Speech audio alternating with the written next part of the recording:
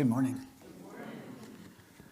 Thank you so much for the opportunity and the privilege to be here with you today. I hope to be able to share some stories that will help you understand the ministry that I'm involved in and the ministry of our partners, as well as some of what's happening around the world and how it is that we relate to our neighbors. First of all, I wanted to start with a question. Home. What does that word, what does home mean to you? And one-word answer, shout them out. Comfort. Safety. Friends. Love. A place to stay, okay. Family. Refuge, protection. Hearing some common themes. Good. Tell me, and also one-word answers, what does home smell like? Cooking, sweet, friendship. It smells like friendship. I'm not sure who your friends are, but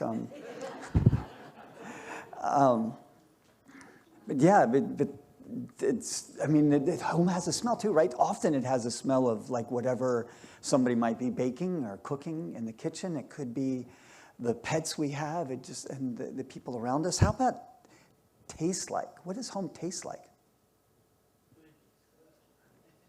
Good home cooking? Like, give me some examples of what that good home cooking might be. Seasoning? Heavy? Desserts. Okay, there we go.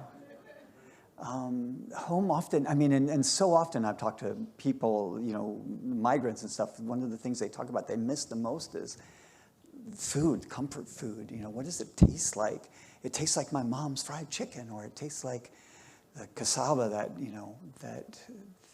that we'd eat almost every day. Rice and beans for some people. How about look like? What does it look like to you? What? A comfortable place to land. I love that. More than one word, but we'll accept that answer. No, that's good. That's good. How about sound? What does home sound like? Happy? What do you hear? Nothing. Okay, good. TV, okay. Sounds like, and you're probably hearing somebody read the to-do list, right? Honey-do. Laughter, I love that. Tears, okay. Music. Oh, what kind of music? Christian? Yeah.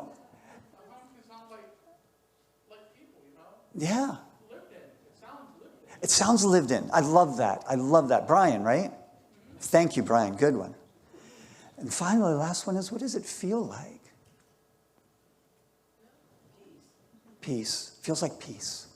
And when I first asked what it was, home was like, I heard a lot of things about comfort, protection, refuge. It feels like, sometimes like a loving embrace, right?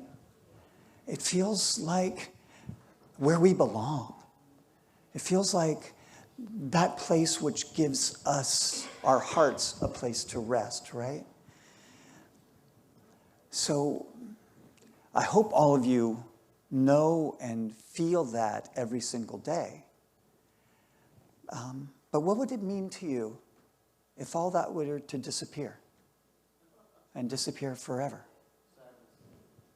I mean, devastating, right? Depression. Great Depression. Yeah, exactly. A depression so profound, so deep that it's unfathomable. Well, in our world, right now at the current time, there are more than 80 million people who have lost home. And for so many of them, home will never be found again. You can't go back to the city of Aleppo in Syria. Who knows if people are going to be able to go back into Gaza? Other places around the world, places in Ukraine, places for so many people have been destroyed. And for others, the opportunity to go back to a home that might still be there has disappeared for them. 80 million people are experiencing right now what it means to lose all of that, that protection, that which gives us, I don't know, comfort, belonging, hope.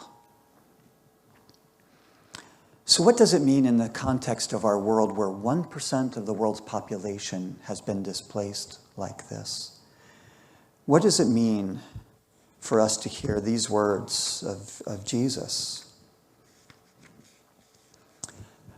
When the Son of Man comes in his glory, and all the angels with him, he will sit on his throne in heavenly glory, and all the nations will be gathered before him.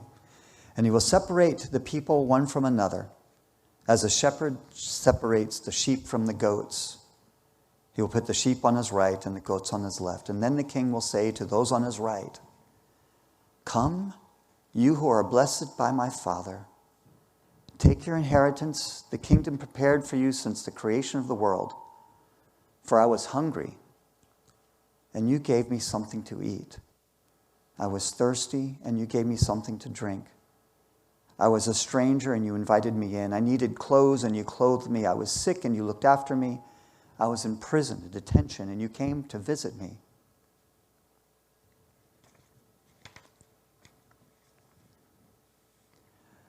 What does that mean in our world? This call of Jesus. That how do we respond? Do we respond like the scribe who had asked Jesus, "How can I inherit eternal life?" And Jesus says, "Well, what do you read?" And he said, "Well, to love the Lord your God with all your heart, your mind, your soul, your strength, and to love your neighbor as yourself." And the scribe answers back, "Well, who is my neighbor?" And that prompts the story from Jesus of the Good Samaritan. Are we often like the scribe who would say, "Well, who is it that I have to love?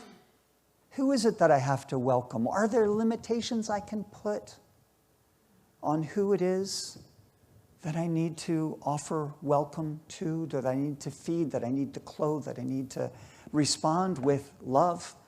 Are there people I can take out of that equation?" Well, unfortunately, in our world today, all over the world, those limitations, those walls, those barriers are being built up higher and higher and more, difficult to overcome than ever before in the world's history. And it's not just on our southern border and the wall that we want to build there. It's also in countries around the world who have become afraid of those coming. Too often, we come up with reasons why. Well, okay, maybe those people we can exclude. These are the people we should build barriers against. These are the people we don't have to. And some of the questions I hear all the time when I talk about immigration issues, and people say, "Well, yeah, what if they come illegally? Shouldn't we just deport them?" Right? Or, "What if they're coming and taking our jobs? That's not right. We should be able to keep those people out. I shouldn't have to welcome them, right? Why is it our responsibility in the U.S. to take care of everybody?" That's what I hear a lot. We don't realize that we take care of a small, tiny fraction of the people that are displaced. Other countries do much, much more. But still, it feels like it's all coming on our shoulders. Some people tell me, "Well, why don't they just stay and make their own countries better? Why is it our responsibility?" I hear all of these things, and I'm sure that some of these things are things that have crossed your mind or you think about that maybe influence the way you live, maybe the way you vote, maybe the kind of, the laws that you want us to come up with. I hear all of these things, and I could answer every single one of those from my perception, from my perspective, I could answer those, and I could spend a lot of time doing it, but I'm going to stick to one of those right now. And with a story, I hope that it answers not only that, but maybe gives you an insight into some of the others too. Why don't they just stay and make their own countries better? So I had the opportunity, invited by indigenous populations in Central America and in Ecuador, to take a couple trips earlier this year to work with people who are defending the environment around them. Indigenous peoples in Ecuador, Guatemala, El Salvador, and Honduras, who are trying to make a stand against the encroachment on their indigenous lands, lands that they have title to, lands that they have lived on and worked, and it is home for them and has been for millennia, but whose lands are being encroached on by mining and petroleum companies. And these companies are multinational. The mining companies, for instance, in Ecuador that we saw are from Canada. Petroleum companies come from all over the world, but often from the US. And they have a lot of power. And they can buy politicians in those countries, especially when those political systems aren't that strong. And they can use their influence to shape laws, to even steal lands. And that's what's been happening. One of these groups that I've spent some time with is the Siakopai in the Amazon jungle. They are people who have lived in the same place for hundreds and hundreds and hundreds of years and lived in the same way. And they've depended on the plants around them, the water, the animals that live in that jungle. But as the oil companies have come in and then also palm plantations, they've displaced a lot of the animals. And so the animals have been disappearing. So the animals that they've lived on and hunted are almost all gone now. And now the waterways are being terribly polluted by petroleum companies. And they're fighting to stay there. They're fighting to limit the encroachment, the further encroachment on their lands. And they're doing everything they can, but they're not very strong economically, as a community. They're very poor indigenous peoples. And against the power of their governments and against the power of these multinationals, they don't have much. What they do have are the numbers they can bring together to organize and to protest and demonstrate and to try to bring into our consciousness and the consciousness of the people in Ecuador what's happening to help understand. And they've been somewhat successful at different points. But really, for these multinational companies, they're just a thorn in their side. They're something that they look for ways to get rid of. And one of the ways they've done that is through intimidation, is through destruction of property in the middle of the night, coming through, bulldozing large pieces when they think you can get away with it before people can organize against it. Another way is by disappearing some of the community leaders and killing them outright. And so this particular community, since I visited, has had 6 different community leaders murdered since I visited in January of this year. And people ask, why don't they stay and make their country better? And they're trying to, but they're being killed for it because they don't have the power against the multinationals and against sometimes political interests that want that oil. And they want that oil because it sells, because we buy it. So more than half of the Siakopai population has now moved into the big cities or out of the country in the long, big migrant streams of people going north. Ecuador now has the second greatest number of people in South America leaving the country. And it's largely because of these kinds of factors. Why don't they stay? Because they can't. Because life is disappearing for them, and they have no way to keep it. And some will come here, and they will be among the most marginalized because they don't even speak, they speak a language that only a few thousand other people speak, and they won't have many opportunities. Another story I'd like to share is a woman named Camille, who is a nurse, was working at a pharmacy in Cameroon. Now, how many of you know that there's a civil war going on in Cameroon right now and has been for the last 5-6 years? Between the English-speaking and the French-speaking. The English-speaking people have the government.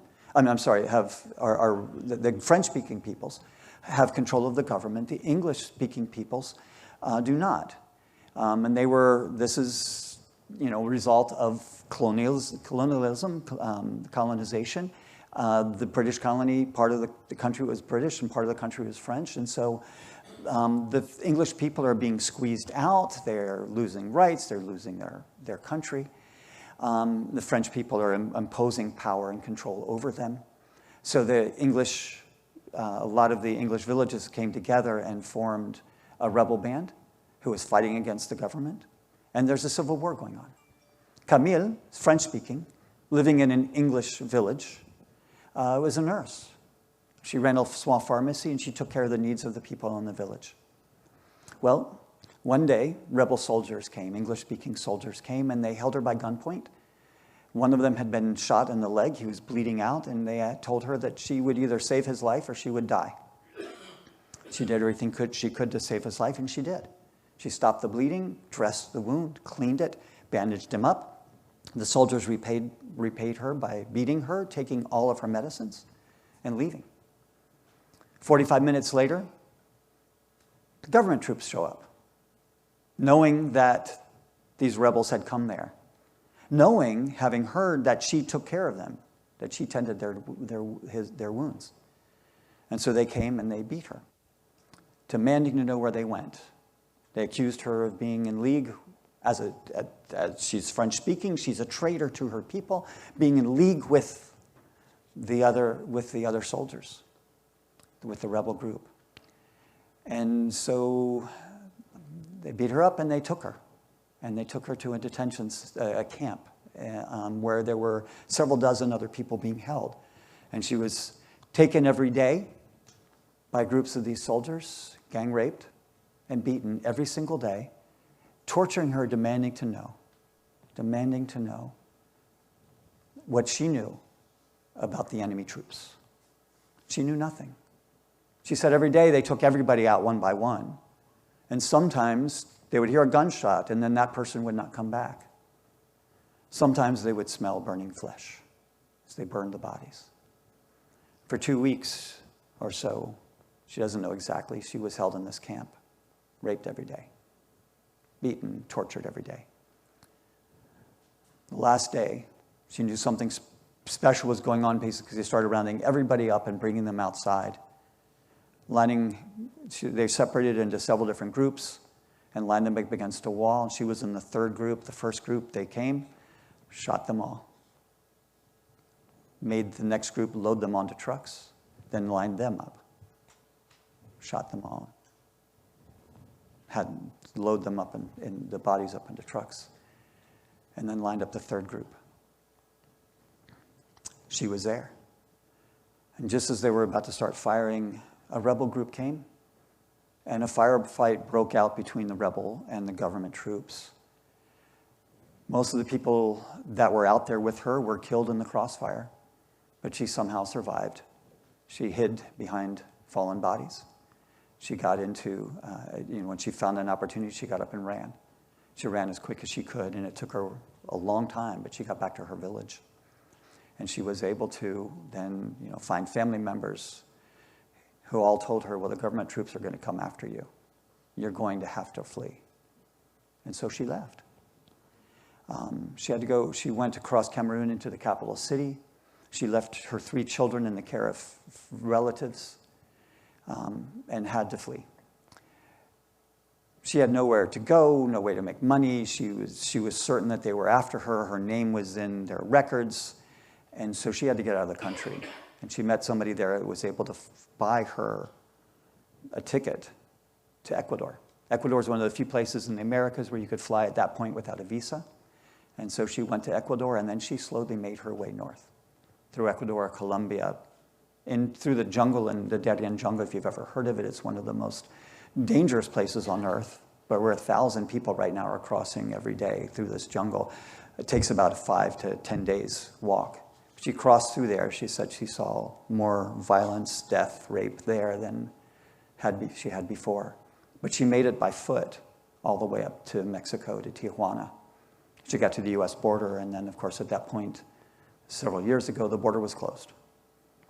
She wasn't allowed to ask for asylum, so she waited in Mexico for 3 years, volunteering at a program as the African Community Coordinator for a program called Espacio Migrante. That's a program that I've worked with for the last 8 years or so, and have contacts with, and I bring groups to Mexico to learn about what's happening in immigration globally. And it was on several of those trips that I had a chance to speak with Camille, hear her story, her journey. And she cried about the fact that she'd been separated from her children all this time. That was one of the greatest traumas. And we were able to get visas for her kids to come to Mexico and plane fare for them to get there to be with her. And then shortly after, about a year and a half ago, she was able to finally cross the border. But you ask somebody like Camille, and if the answer we have for her is, why don't you stay and make your country better? How does somebody like that do it? How does somebody in her position cross the border? I mean, how does she, I mean, you know, how does she make her country better? And then when she finally gets here, and the answer is, well, you know, nobody's allowed. For several years, she has to wait. All that time waiting for home. And she's still waiting because the government yet hasn't accepted her application for asylum. She has no idea what will happen, if she might be deported back to a country that she'll most likely be killed in. But finally, though, she is here, and she's surviving, and she's with her children. So, you know, she's my answer to these questions. Is she one of the ones we would say, okay, that's, you know, no, we can't. You know, because why didn't she stay and make it better? Or why did she come through all those countries illegally? There was no other way. You know, what if she comes to take our jobs? Why is it our responsibility? My answer is because she's my responsibility. She's our responsibility because she's the one that God put in front and center of us. And we can't say no. And the truth is that every other story, and I've talked to hundreds, if not thousands, of migrants. On the journey, I've walked on the highways in Colombia with Venezuelan migrants. I've been with the caravan, that one that got all the attention in Mexico, and stayed with them and sheltered with them for several weeks, hearing their stories. And every single person's story is like this. They're desperate. They have no other options. They don't know where to go. And they've increasingly coming up against a world that says, no, let's just build walls and turn them back.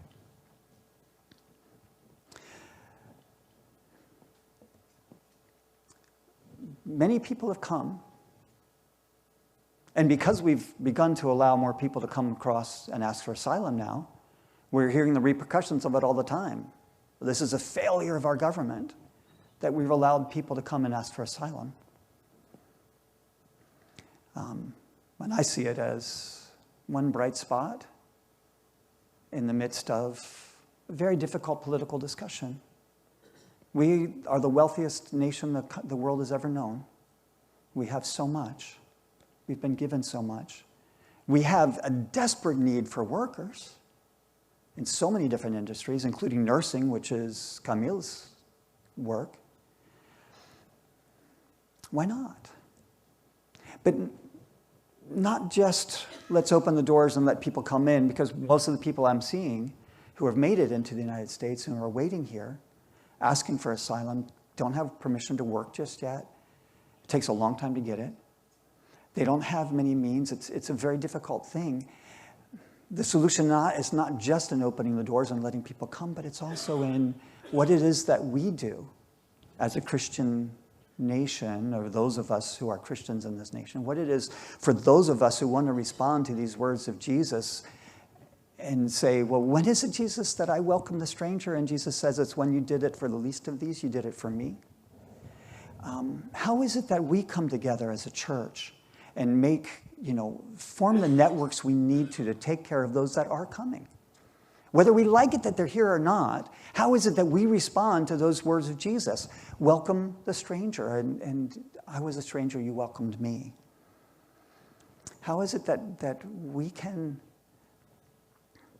finally do, as a church in this country, what we've been asking those of us who have been missionaries for a long time to do?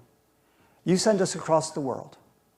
You ask us to love our neighbors, to love our brothers and sisters that we find there just as ourselves. You ask us to bring the love and grace of Jesus Christ, the grace of Jesus Christ to people who are so lost without it. And now our world is coming to your door, here at Dover and everywhere. Will you have the same missionary spirit that you've asked us to have? I would love to talk with you about ways in which we can partner together to do exactly that. I would love to talk with you about ways in which, if you can stick around for after service today and begin a conversation that might go on for months, I would love to talk with you about ways in which that right here, right now, we can answer that call. I was a stranger and you welcomed me. Thank you. God bless you.